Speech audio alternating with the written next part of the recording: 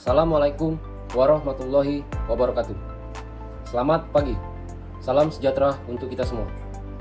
Om Swastiastu, Namo Buddhaya, salam kebajikan. Saya, Taruna Utama Politeknik Ilmu Pemasyarakatan Angkatan 54. Nama Nurrahman Putra Paikar, STB 3920, Prodi Manajemen Pemasyarakatan kelas B. Izinkan saya di sini untuk menjelaskan atau memaparkan terkait mata kuliah Hukum Keuangan Negara dengan pokok bahasan yaitu pengelolaan dan tata kelola Badan Layanan Umum. Baik, langsung saja simak dan amati video presentasi saya berikut ini. Baik, di sini saya akan menjelaskan mengenai materi Hukum Keuangan Negara dalam pokok bahasan pengelolaan dan tata kelola Badan Layanan Umum atau BLU. Sebagaimana tertera dalam Peraturan Pemerintah Nomor 74 Tahun 2012, perubahan Peraturan Pemerintah Nomor 23 Tahun 2005. Seperti yang sebelumnya sudah saya perkenalkan diri, saya Taruna Utama Nurrahman Putra Paikar, STB 3920, Prodi Manajemen Pemasyarakatan kelas B. Di sini saya akan menjelaskan beberapa pokok bahasan dengan poin-poin penting yang ada di PPT ini. Sebelum ke inti atau pokok bahasan mengenai pengelolaan dan tata kelola Badan Layanan Umum, sebelumnya telah kita ketahui bahwasannya pengertian Badan Layanan Umum itu sendiri merupakan bagian tak terpisahkan dari Kementerian Negara, lembaga non-kementerian maupun lembaga negara yang menyelenggarakan pengelolaan keuangan negara secara mandiri. Selanjutnya, walaupun pengelolaan keuangan negara dilakukan secara terpisah dengan instansi induknya, tetapi harus tetap berpatokan pada ketentuan peraturan perundang-undangan yang berlaku dan dasar hukum yang sudah diatur dan yang sudah ada. Sebagaimana menurut teori agensifikasi, Badan Layanan Umum itu sendiri atau BLU merupakan agen pemerintah yang memperoleh kewenangan yang lebih luas dalam hal antara lain manajemen, organisasi pengelolaan keuangan maupun dalam hal pelaporan dan akuntabilitas kinerja. Baik, selanjutnya pada slide yang ini dapat saya simpulkan bahwa Badan Layanan Umum atau yang disingkat dengan BLU merupakan instansi di lingkungan pemerintah yang dibentuk untuk memberikan pelayanan kepada masyarakat secara umum berupa penyediaan barang dan jasa yang dijual tanpa mengutamakan atau mencari keuntungan, dan kegiatan didasarkan pada prinsip efisiensi dan produktivitas. Badan Layanan Umum ini dapat dikatakan sebagai pionir reformasi pelayanan publik dengan membangun instansi pemerintah yang modern dengan nuansa customer atau outcome oriented yang kuat. Dalam hal pola pengelolaan keuangan Badan Layanan Umum atau PPK BLU adalah pola pengelolaan keuangan yang memberikan fleksibilitas berupa keleluasaan untuk menerapkan praktek-praktek bisnis yang sehat dalam hal untuk meningkatkan pelayanan kepada masyarakat untuk memajukan kesejahteraan umum dan mencerdaskan kehidupan bangsa. PPK BLU dapat diterapkan dengan pola pengelolaan keuangan BLU, fleksibilitas diberikan dalam rangka pelaksanaan anggaran, termasuk pengelolaan pendapatan dan belanja, pengelolaan kas, maupun pengelolaan pengadaan barang dan jasa. BLU juga diberikan kesempatan untuk memperkerjakan tenaga profesional atau pegawai negeri sipil, serta kesempatan pemberian imbalan jasa kepada pegawai sesuai dengan kontribusi.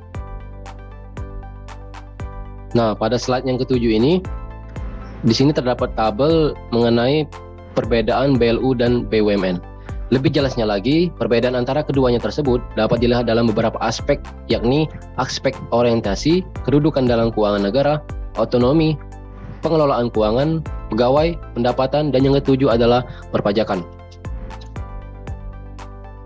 Berikut saya akan menjelaskan secara rinci bagaimana perbedaan antara keduanya, yaitu yang pertama, orientasi.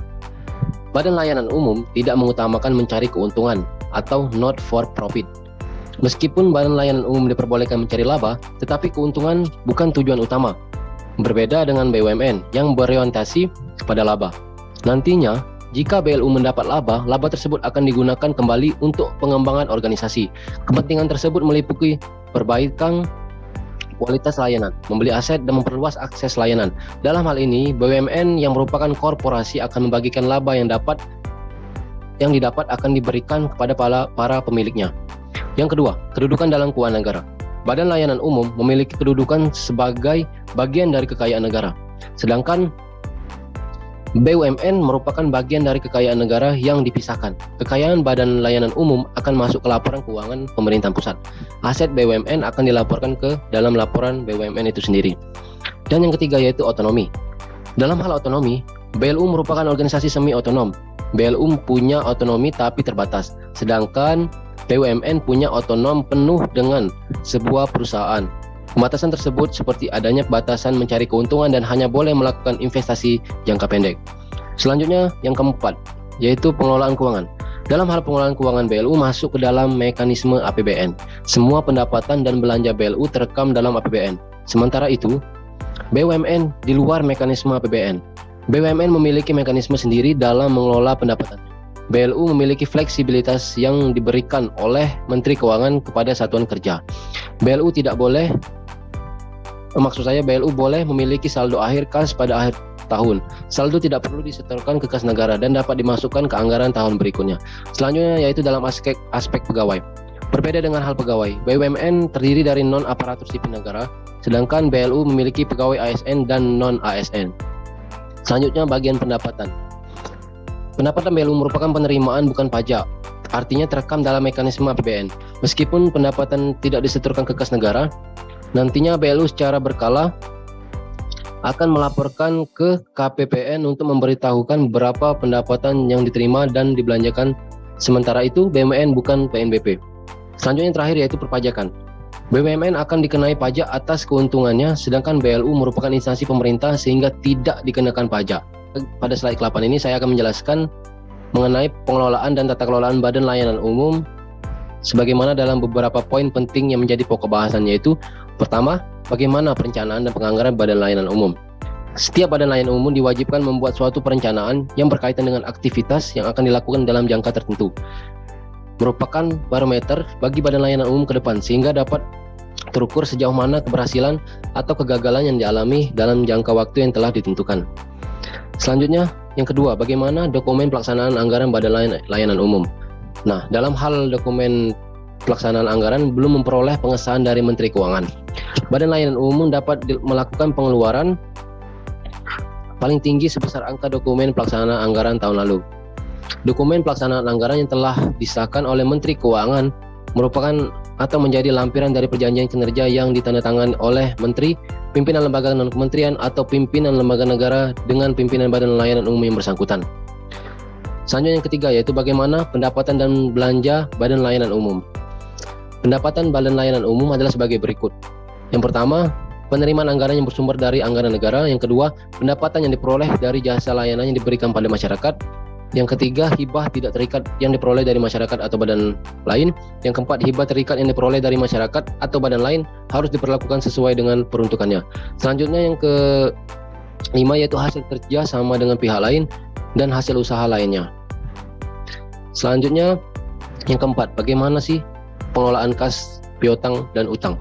Dalam rangka pengelolaan kas, Badan Layanan Umum menyelenggarakan A. Merencanakan penerimaan dan pengeluaran kas. B. Melakukan pemungutan pendapatan tagihan.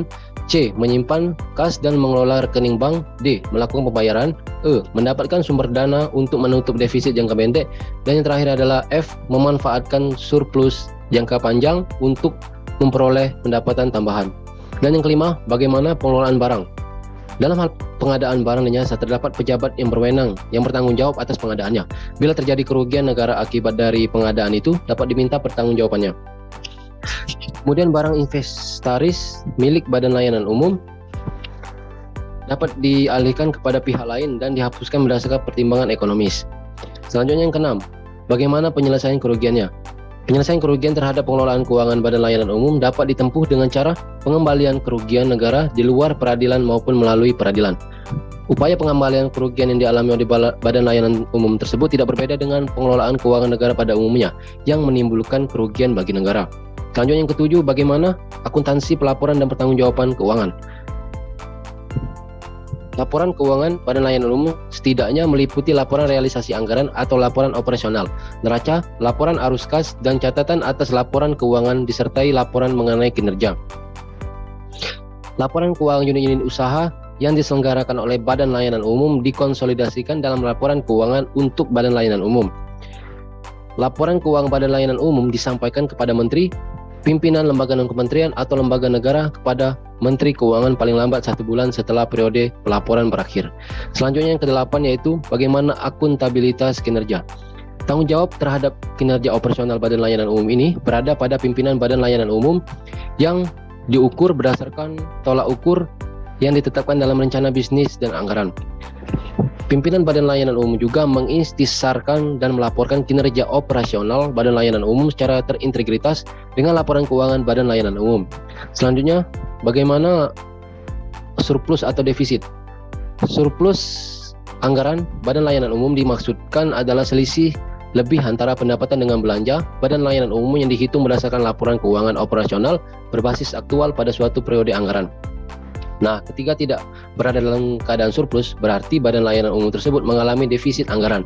Defisit anggaran pada layanan umum dimaksudkan adalah selisih kurang antara pendapatan dengan belanja Badan Layanan Umum yang dihitung berdasarkan pelaporan keuangan operasional berbasis aktual pada suatu periode anggaran tertentu.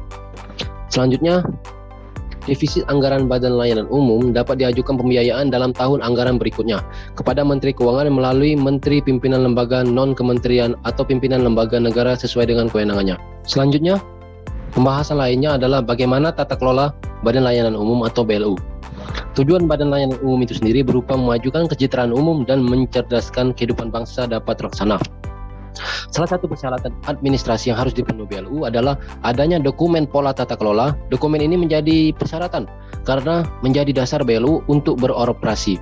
Tata kelola ini dapat pula dikatakan sebagai sebuah peraturan internal yang digunakan untuk mengkontrol seluruh aktivitas internal dari BLU. Tata kelola ini memuat antara lain kelembagaan, prosedur kerja, pengelompokan fungsi, dan pengelompokan atau pengelolaan sumber daya manusia. Tata kelola yang dimiliki oleh BLU harus memperhatikan prinsip-prinsip yaitu transparansi, akuntabilitas, responsibilitas, serta independensi. Nah, seluruh prinsip-prinsip di atas sangatlah penting bagi BLU, namun terdapat 2 prinsip yang menjadi perhatian dalam pelaksanaan tata kelola BLU ini.